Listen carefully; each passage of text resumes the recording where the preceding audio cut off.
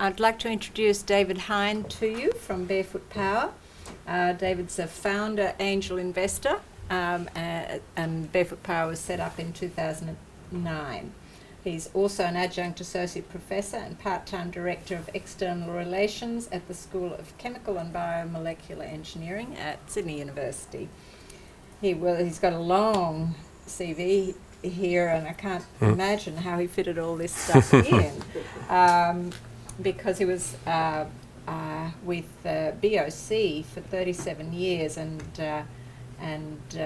since then has been doing a whole lot of other things.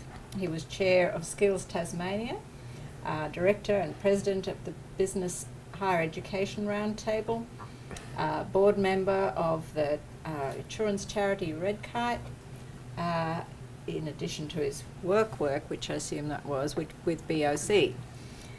He's got an honours degree in chemical engineering from Sydney Uni and is a Fellow of the Academy of Technological Sciences and Engineering, Fellow of the Institution of Chemical Engineers, Fellow of Engineers Australia.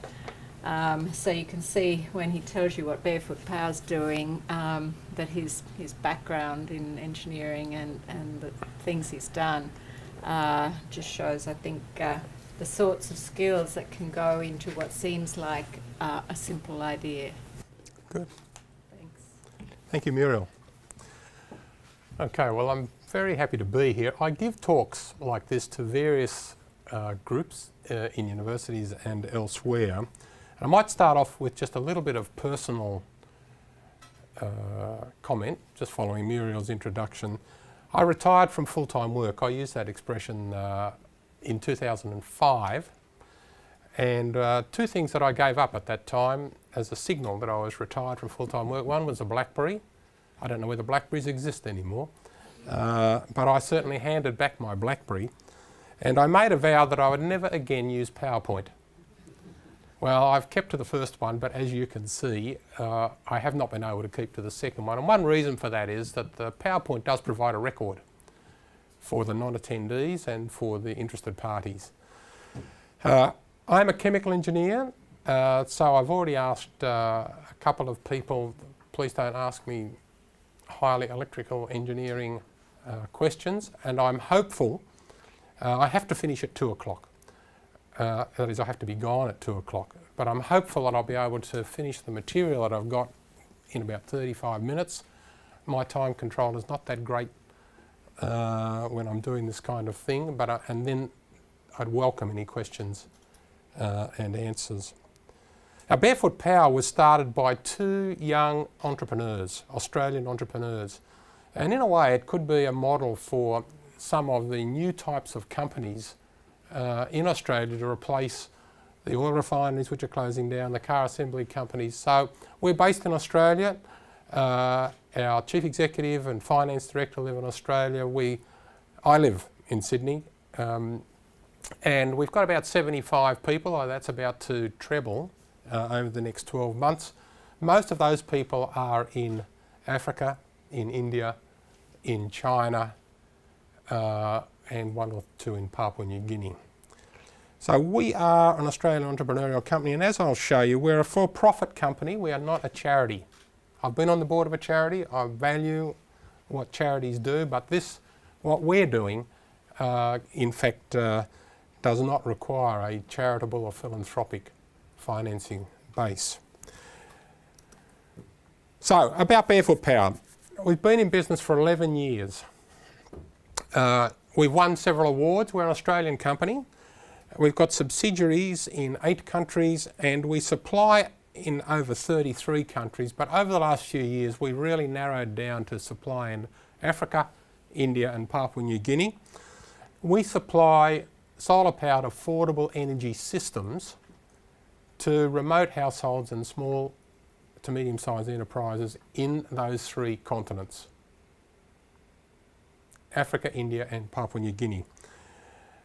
The products are designed in Australia. They're produced in China, a place called Wuxi, which this gentleman and I've been there, but he hasn't, even though he's from China. But the design and the end-to-end quality control is by the company, and we've got a fantastic Chinese general manager there who looks after our sourcing and shipping and so on.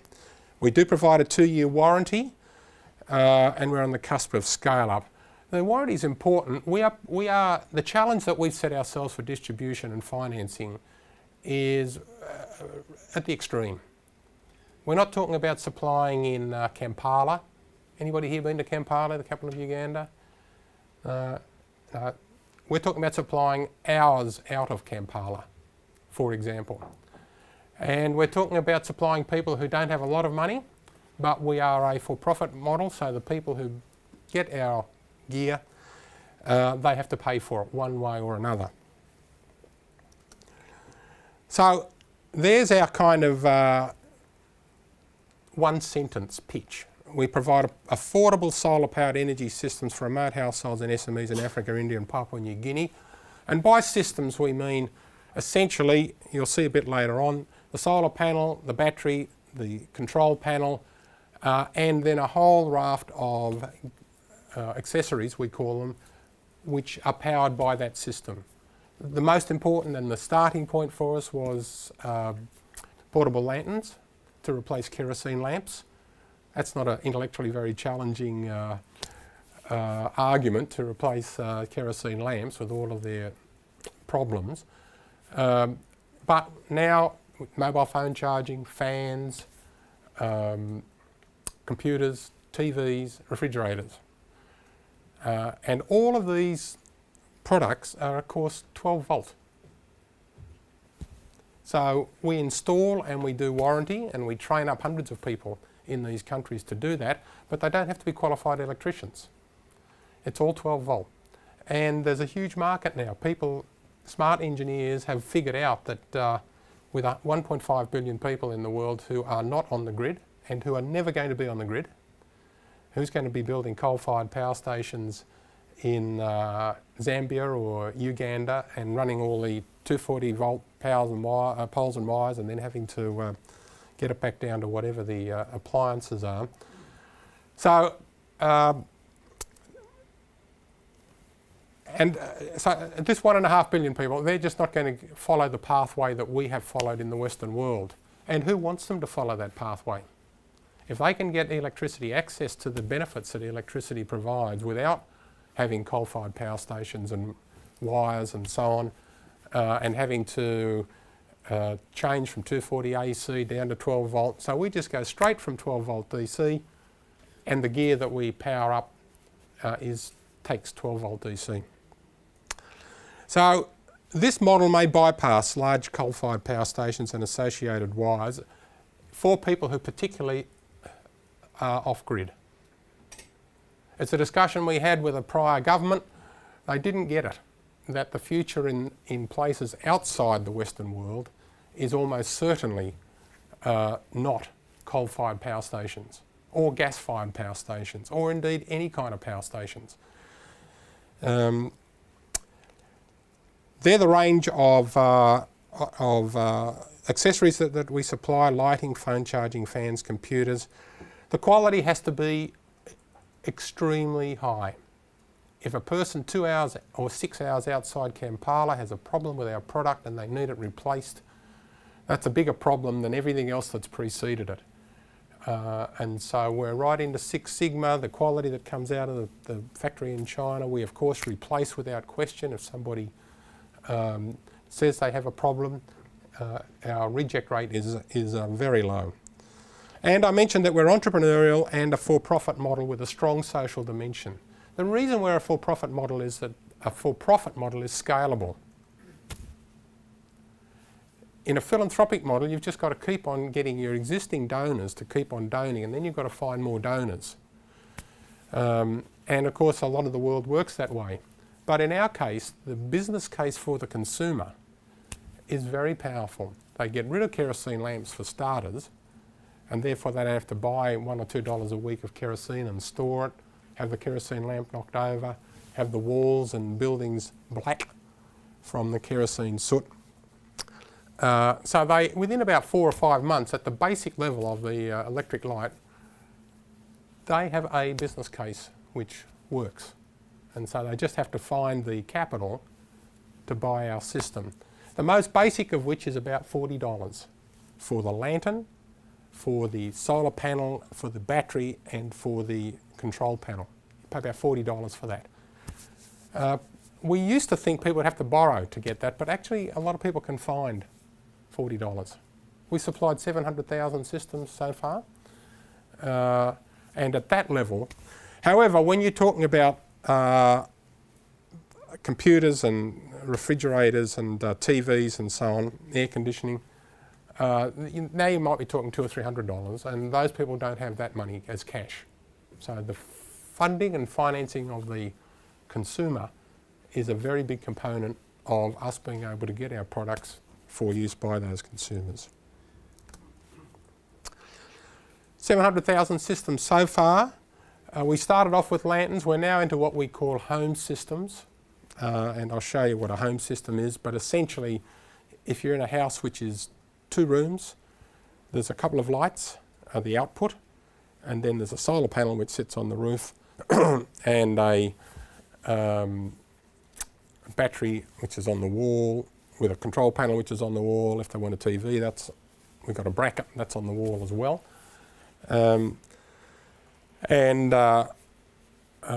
That's in fact the part of the market which we're now concentrating on. So the financial model must be sustainable and able to generate growth.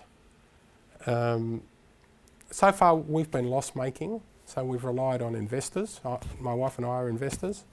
We're not the main investors, thank goodness, for the company. But in the last quarter, the quarter we're finishing today, June 30, we will in fact make a profit for the first time.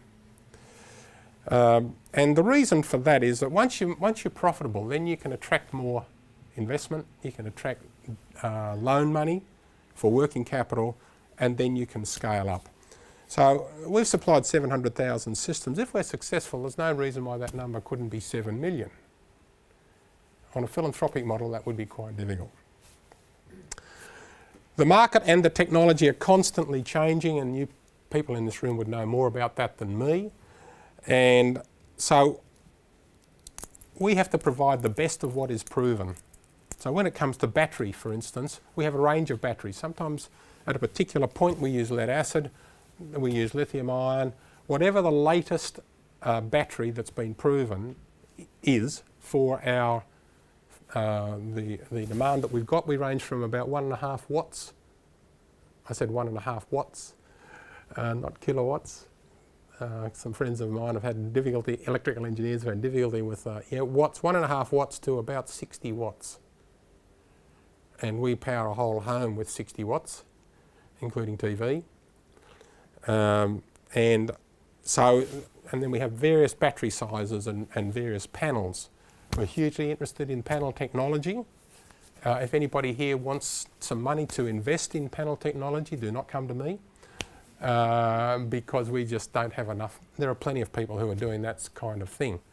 And so I'm interested in discussions here, and also I know Professor Joe Dong at University of Sydney. He's the head of school there, and he's hugely into panel technology. So whatever is the latest, we have to do that. The better the technology, the more affordable, the more efficient the accessories, the smaller the panel. The more efficient the panel, the smaller the panel, the smaller the battery. In our homes, of course, we get a new TV and we plug it in and we turn the switch on. But for these people, if they get a new use point, they've got to have more. They've got to put on another panel. They've got to put on another battery. So, and our system is plug and play, so it's specifically designed for people to upgrade.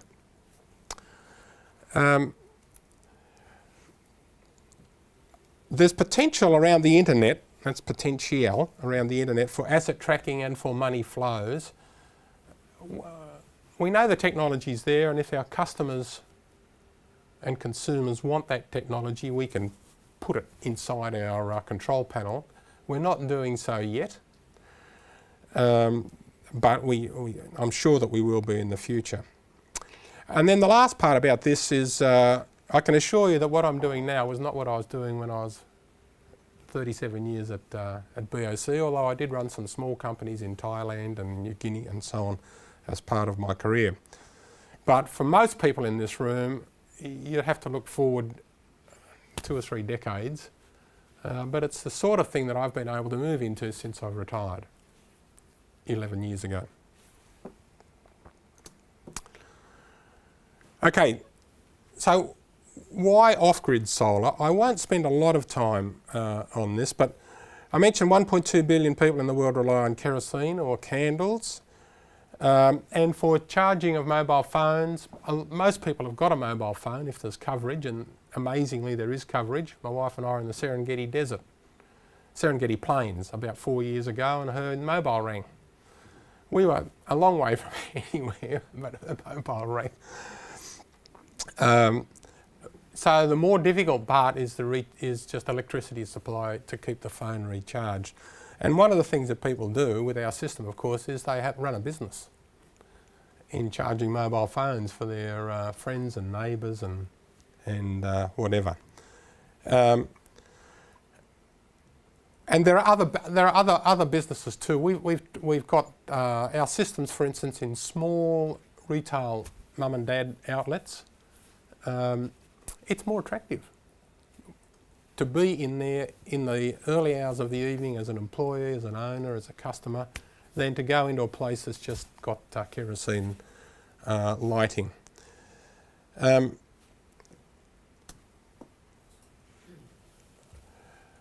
I mentioned Uganda. Uganda's 90% off-grid. And we've got a subsidiary in Uganda. We've got a couple of subsidiaries in Kenya. But I mentioned that we're on the point of scaling up. The Rwandan government have made a decision that all of their people will have electricity in 3.5 years' time. It is that kind of government. They made this decision about cooktops about 3 years ago, and they've supplied 650,000 cooktops throughout Rwanda. So it's one of the things that gives us a bit more confidence that, and we've been selected as one of the 3 suppliers. And either today or yesterday, our chief executive he's in Kigali now, and he's signed up with them. He will do so today, if not yesterday. But Uganda is a typical one. And he knows, the president of Rwanda knows, that the only way he can get electricity to the people who haven't got electricity is through some kind of solar-powered off-grid solution. So they're basically ordering up hundreds of thousands of systems for their people who are off-grid. But I don't know how the culture works in Rwanda, but the people have to pay. So the government is just being a guarantor for people who don't pay. And the government is also subsidising some of the really low-income people to get lanterns. So the entire population that is off-grid will have electricity in 3.5 years' time, and we're going to be part of that. The reason we do individual systems, you can do microgrid, but then you run into the social dimension.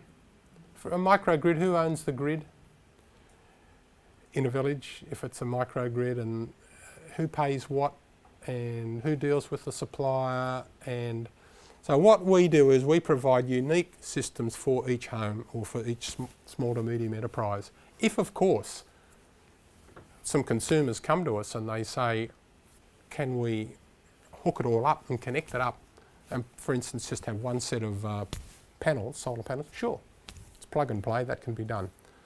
But our starting point is that if you've just got the one owner, then, and that's been our experience too, it's a much easier conversation than if you're trying to do microgrid.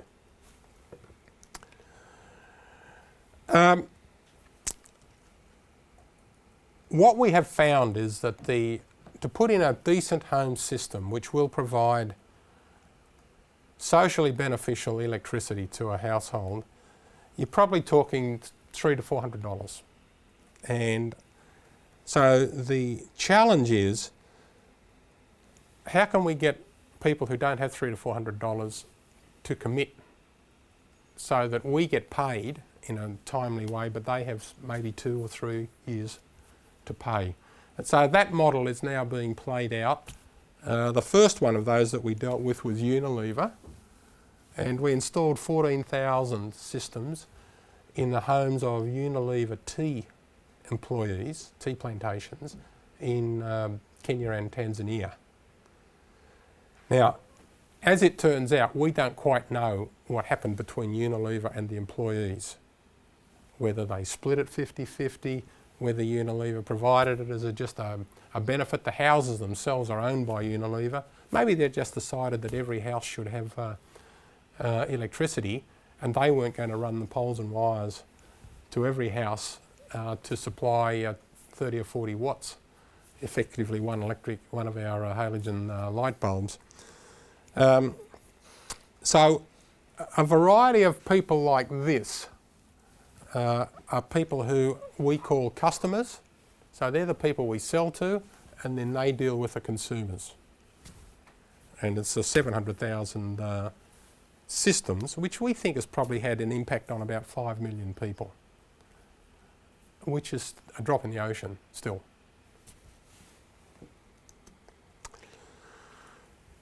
At the household level, there has to be a business case. People are buying something, and if they're putting in a decent system, they're probably making a commitment to a bank or microfinance institution for 3 years.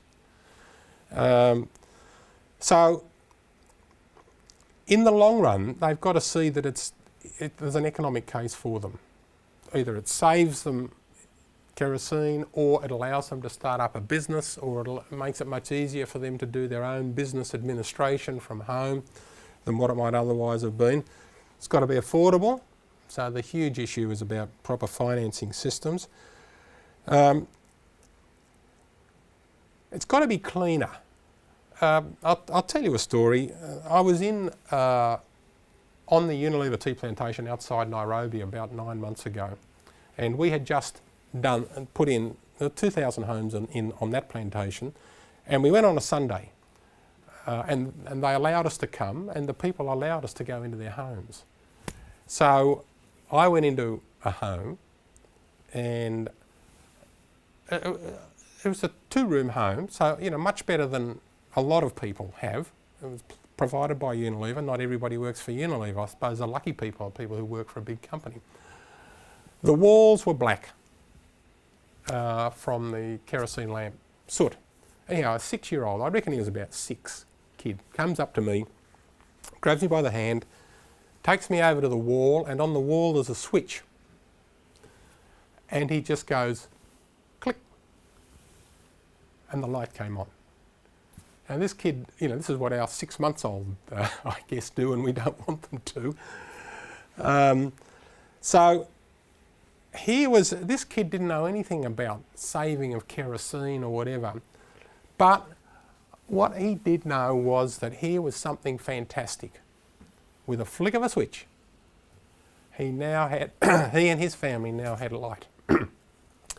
So it's got to be attractive.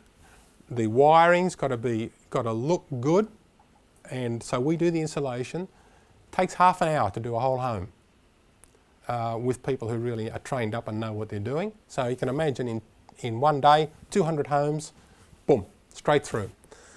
And then the devices or accessories, that then is a matter of selection by the consumers. If they've got the money and they can afford it, they can borrow that money. It's plug and play, and so we start them off with the entry product, if you like, and then they might come back later and say, okay, now instead of a 1.5 watt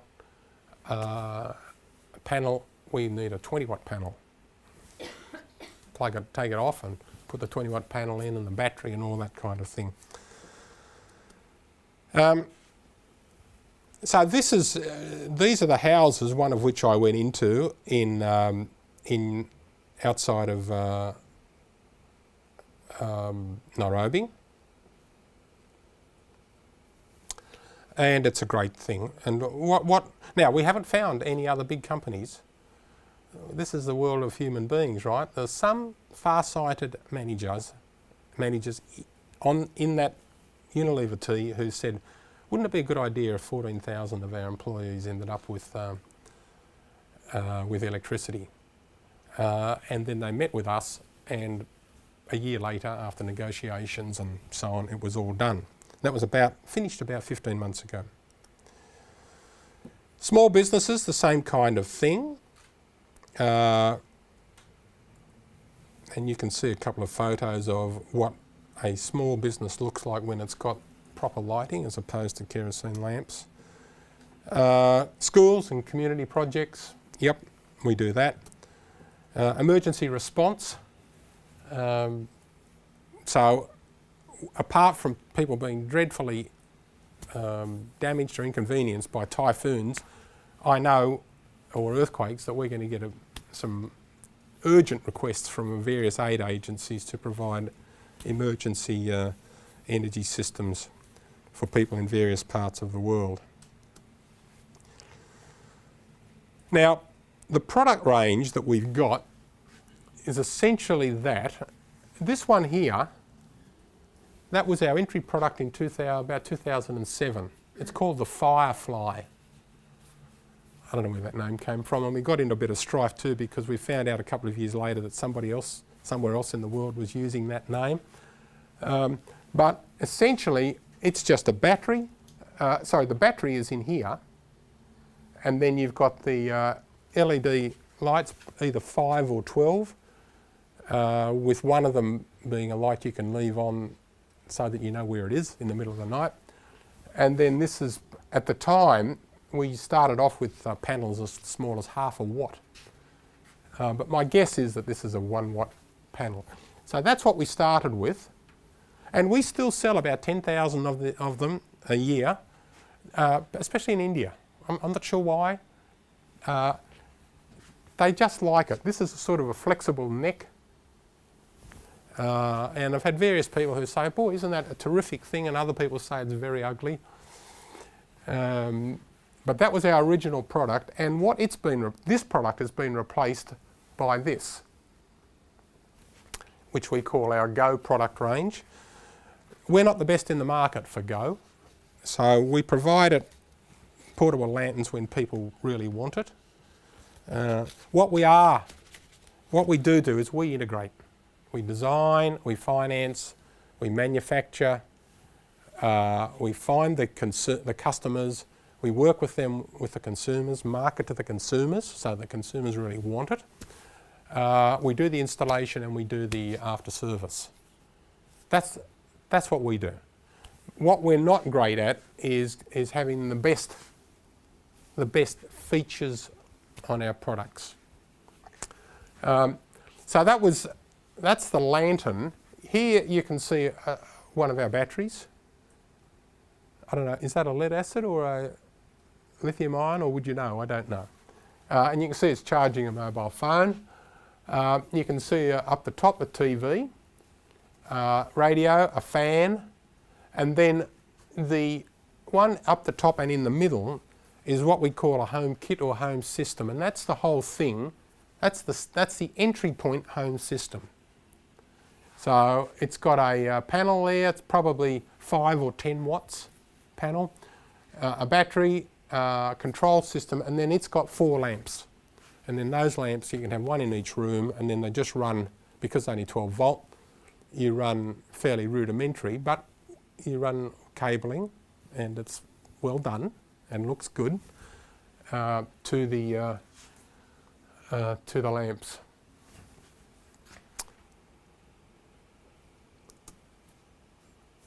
Now there's a bit of our very early marketing material, not that sophisticated. If you want to have a great 10 minutes, you should go to www.barefootpower.com. And what you'll see there is you'll see a short video of the installation in Unilever, sort of 8 o'clock in the morning and 5 o'clock in the afternoon and so on. That's only 3 minutes for those who are very time poor. And then there's another video. We've signed a deal with an organisation called the Kenya Women's Finance Trust. They have 650,000 members in Kenya, and their aim is to to use the expression empower women. They are a bank, so the same thing. They are not a charity, but they do the credit checks on the women. Much more reliable, I have to say, than the men. So they do the credit checks on the women, and what their story to us was, look, in countries like that, the majority is most of the men go to work, and where they work has got electricity. And most of the women, not all, and thankfully it's changing too, but most of the women stay at home and they've got the kerosene lamps. So this, and when it comes to running businesses from home, if you've got proper electricity and clean water, that makes a makes a big part of the way people can change their lives. Now, if you have a look at the product benefits, if you like, right from the beginning it has been plug and play.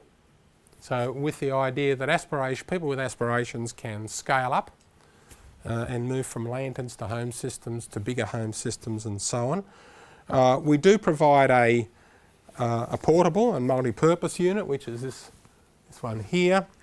The starting point has been affordable and better lighting, but as you can see, we've moved on beyond that to TVs and mobile phone charging and so on. When it comes to the technology, I mentioned earlier on, the technology is even more important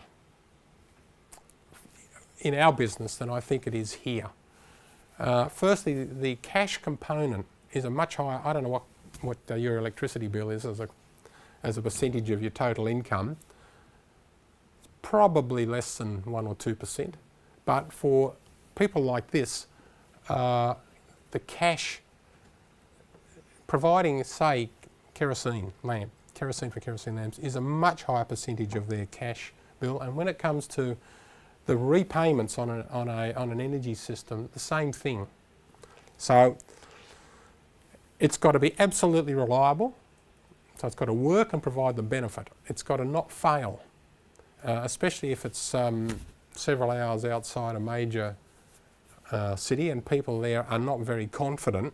They don't know that we tell them that we'll replace it if it fails, but they don't have much confidence in suppliers for probably pretty good reason. And then anything that can be done to improve the quality of the light, the quality of the sound that, say, comes from the radio, the battery life.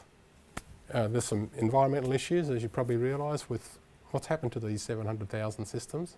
It's a question we can talk about. So the technology for this is hugely important. And as time goes on, of course, what we want is for the systems to be much better performing and much lower cost. And in fact, that is happening. Every year, our costs come down and we're able to reduce our prices accordingly.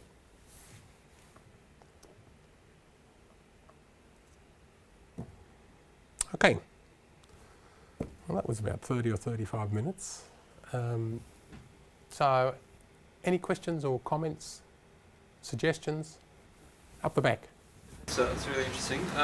So when you say you have a 2-year warranty, typically are the components that, like this, so for example the solar panels, are they made with the type of technologies that's compatible with more like 10, 20-year lifetimes?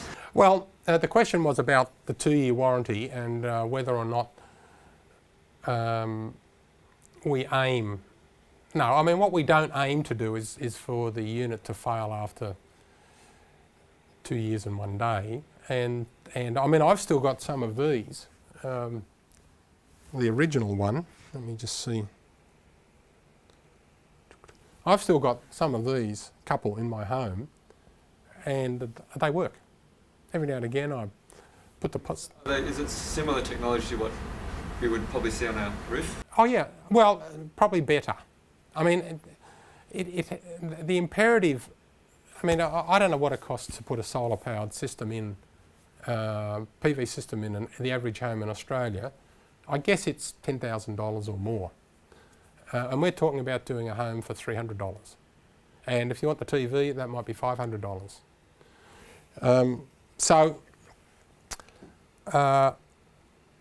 And the more efficient and the lower cost, the better. But you've got to get the, I always believe the higher the quality, the lower the cost. Poor manufacturers cannot make high quality product. But in this case, it's important. So some of the products, we don't know how long they'll last because they just haven't had that lifetime. And of course, the panels are outside.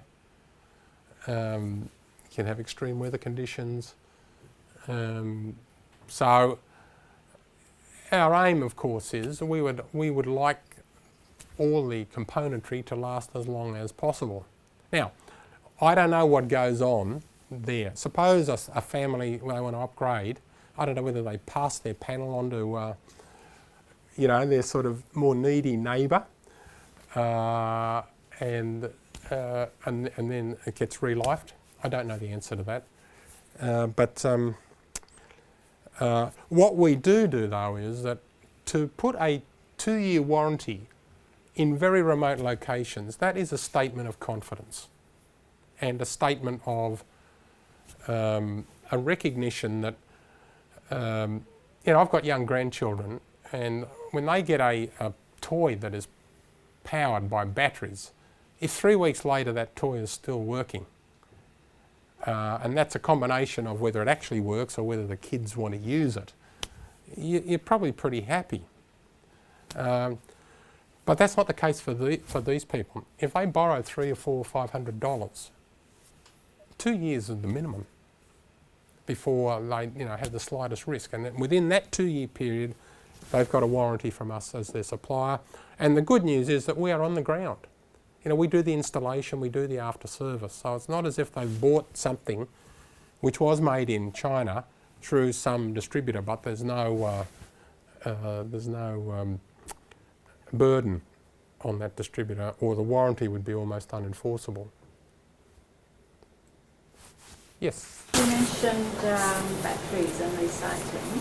What system have you got in place, and also for panels and other? Yeah, I'm the non-executive chair, so that's a question I ask, and at this stage, I'd say it's an issue to which we haven't got a good enough problem. So we don't have a kind of formal recycling program. For electrics, those sorts of things are just starting up in Australia, aren't they? So I don't, all I know is we recognise the issue and what the solution is and what in fact is happening, and do we manage a recycling program as part of our business offer? No. Are we willing to? Yes. And do we fit in with any other programs that are there? Yes. So it's sort of unfinished business. Yeah. So you mentioned you've got 75 people, you've been around for 11 years, but you're set to grow rapidly in the next year. Is that mainly because of the Ugandan government announcement, or is it simply because you've just started making a profit and so you can get big? I think I put on the slide that we're on the cusp. This is not the first time we've been on the cusp. I don't know how many people here have been involved in entrepreneurial businesses. The people talk about the valley of death. There's more than one valley of death, I can assure you, in any... So we've been into several. So there have been times in the past, we've tried every model, whether it's, should we stick with this part of the market and cash? This one here today costs about $20, but there are ones you can buy for $6 or $7. Should we have gone, or should we go there? Should we stick with this or with this? and therefore try to deal with the people who can, consumers who can pay cash. What we believe has happened now is that, for instance, the Rwandan government has said within the last year, we want every household in Rwanda to have electricity. They didn't say that 11 years ago or 6 years ago. And there are other African countries that have seen what Rwanda is now doing, and they know that the Rwandans will do it because they've done it with cook stoves. And they also decided a couple of years ago to replace all of the thatching on the homes of people because there were fires and so on. That wasn't problem free. In some instances they took off the roof without finding alternative accommodation. So what I think has happened is that people have figured out that if you really want to do something about relieving poverty, creating the opportunity for prosperity, this or a smaller version of this is not what's going to do it. It might be an entry. What you really want to, it's the Millennium Development Goals, right? There's about 4 of them: freedom from malaria, electricity, clean water, literacy and numeracy. And to really provide meaningful electricity, you've got to do something like that home kit. And once you've done that, then you can do these kinds of things. With several lights, you can't do these off this. So I'm a believer in timing. We've been around a long time, so we're known in this market. And so the people who want to do this now, they do come to us and say, and so we've got about 15 or 20 opportunities. We've signed up 3 of those, not counting the Unilever one. One is the Lutheran World Federation, and then there's the Kenya Women's Finance Trust. That will be huge if and when they scale up. And then there's the Rwandan government, and then we've got about 3 similar ones to the Kenya Women's Finance Trust in India. So we're basically now narrowing down on customers in those 3 countries, or 3 continents: parts of Africa, parts of India, and Papua New Guinea. The Papua New Guinea government want all the people in the highlands to have electricity.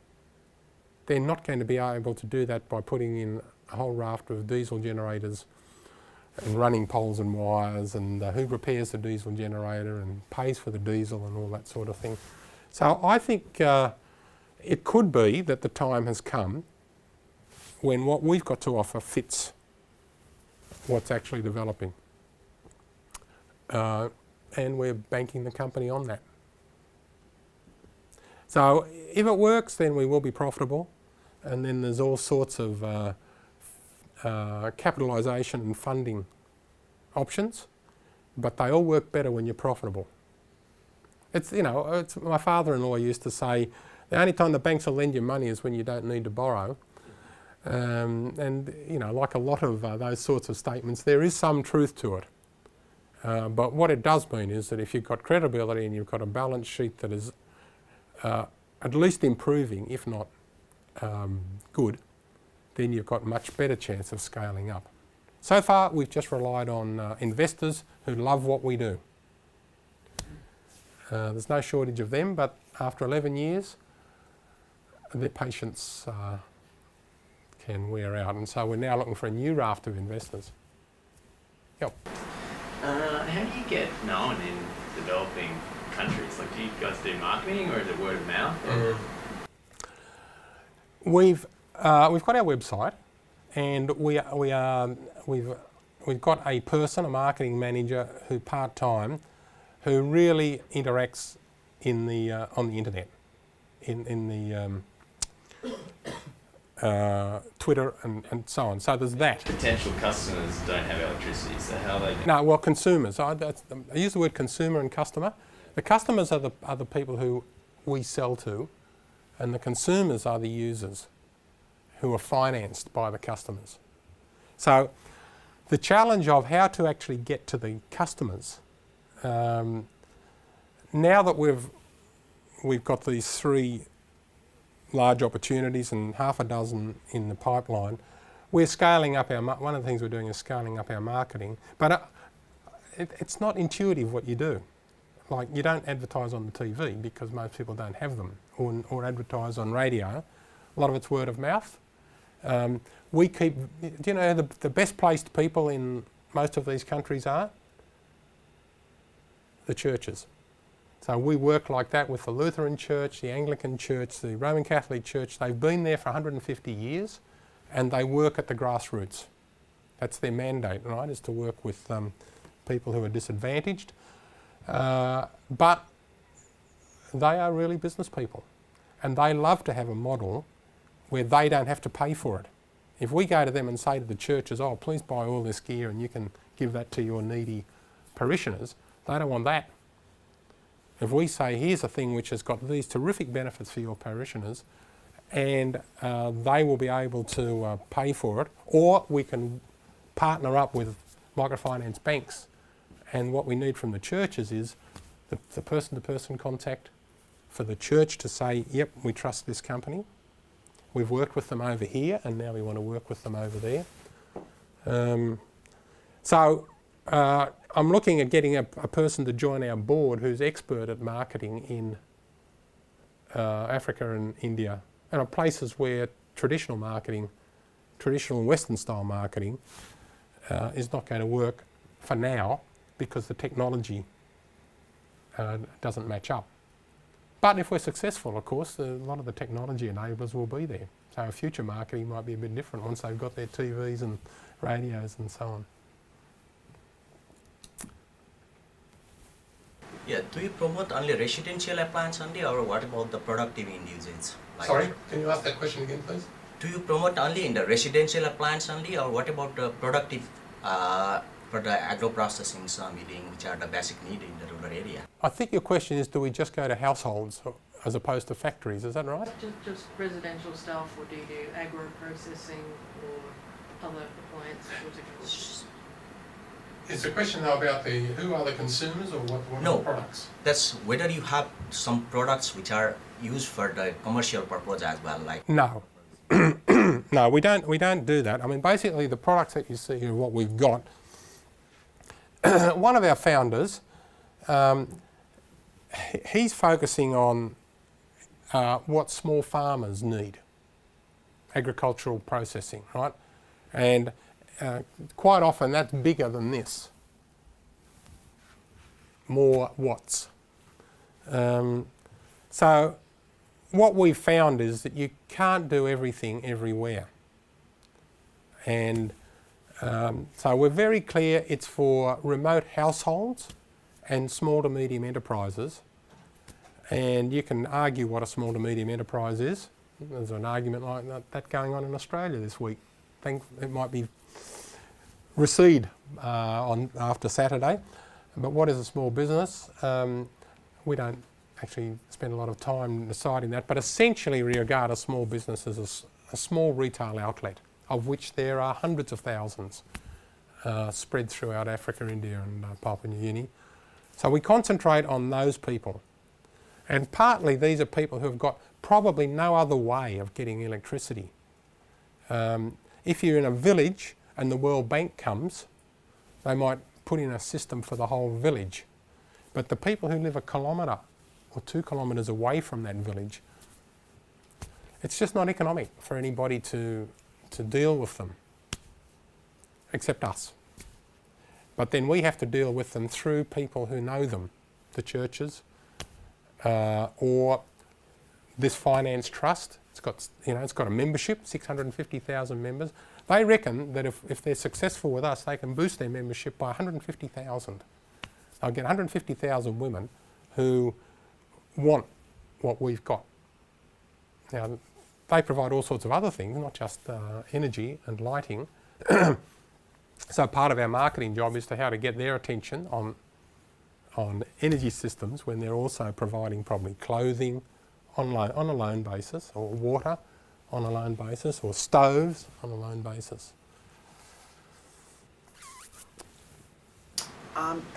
Purely out of curiosity, you mentioned that you talked about batteries and you said if lead acid's the best here or if lithium's the best here, you switch between them. And obviously you're working with solar, which is still pushing to. Where do you source the technology from for your products? It might not be your area, but like, do you go to universities? Do you go to conferences? Right. Where do you find the technology? Yeah. Well, we have a person who's actually Australian, but we probably over the next couple of years we may locate that function in China. So we have a person who makes that call. Now, our chief executive was 20 years in Philips. So, and then after that, he was chief executive of a couple of small companies in Thailand, which were to do with in the solar field. Our investors are in the solar field. So, and we're in various, we're part of organisations, but I'm not aware, for instance, that we've got an agreement with the university to provide that technology. We could. I could say we're too busy, which at one level is true, the same as why people don't exercise enough.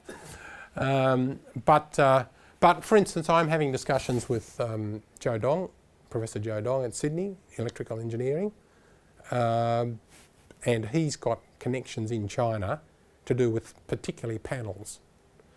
And I believe that there are now coatings that are being put on panels, on the PV panels, which make them more efficient. I don't know. But I'm going to have further conversations with Joe so we get to the stage where he or his people need to have a meaningful conversation with an electrical engineer, and then we can do that. Yes? So your company focuses on bulk sales to customers and then allows those customers to resale and finance or lease to consumers? Well, yeah, I mean, we do the installation. So to provide finance to consumers for a 3-year period requires a huge amount of working capital. Now, there are a couple of companies in our space who do that. And they've had access. I don't know where I do know where they've got it from, but they've had access to. But to some extent, we are not a bank. That's not our business. To lend money to people and then to collect the money from them. We don't employ debt collectors, or the banks are pretty good at that. Sometimes they're too efficient at that. But so the intermediary part, which is the financing, we don't do, but we partner up with them. And so what they might do is they pay us, and then they probably then put a margin on, and then they charge the consumer interest as well. So as with most things, if you borrow, it's like buying a house, you pay about 3 times the cost of the house by the time you've paid all the interest and so on. So the consumers over about a 3-year period will pay more to the bank than what we get. So is that the question? I was just curious that there's a couple companies in the US that focus on products such as these, and a lot of them are lease based. So they actually go and they pay a monthly fee to keep the. Yeah, they do. There are a whole variety of financing methods, but there's some financing methods we don't go to because we can't raise the finance. And anybody who leases, and they still own it, but they lease it for 2 years or 3 years, well then they're not going to get their money for 2 or 3 years. And we haven't got enough money to do that. And we don't want to go into that business anyhow. And we believe that there are people out there, and we're working with 15 to 20 of them, we believe there are people out there who do see that as their business. What don't they want to do? They don't want to design the product, they don't want to have it made in China, they don't want to ship it, they don't want to install it, they don't want to have the after service, they want to provide the loans. So it's like a lot of things, it's your space in the distribution and financing channel. So I've got time for another couple of questions if there's any more. Yep. Where do you see your strategy with hiring local people? Because you said before it's all in-house from design to after service. Yep. What's the strategy that you guys are using? Are you training up local technicians? Are you bringing in outside help? Yeah, so for that, no, we do the former. So we've got 3 people who are really good at this. So they supervised the 14,000 homes with Unilever. But what they do is they go into the local area, and I don't know, if there's work around, you don't have to market that very strongly. If there's work around, and so we train them. And we train them both in installation and in the after service. And the training actually then ends up, it's a skill. And I hope that they can use that skill for some other employer, that we've actually helped to upskill some thousands of people and more in the future. But no, we do not. As far as, if you like, Western people are concerned, we've got about, of the 70 odd, we've got about 5 who are Western people, and all the other people are local, ranging from, for instance, our CFO in, is that me one? Our CFO in Kenya is about a 30-year-old, highly qualified African woman. She spends a lot of her time, unfortunately or fortunately, attending Obama get-togethers for aspirational young people. So we have a spectrum of people from highly skilled, highly trained to lower educated, and we try to upskill all of them. And of course, I've learnt more. Probably, I've been able to use everything I learnt in my 37 years in BOC, and now I've got a whole lot of other things which I've learnt either from a business perspective or just seeing how people carry on their lives. It's inspiring. Go to www.barefootpower.com and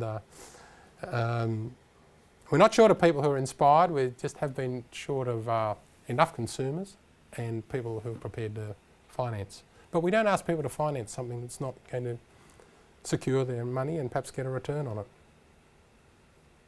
Any other questions?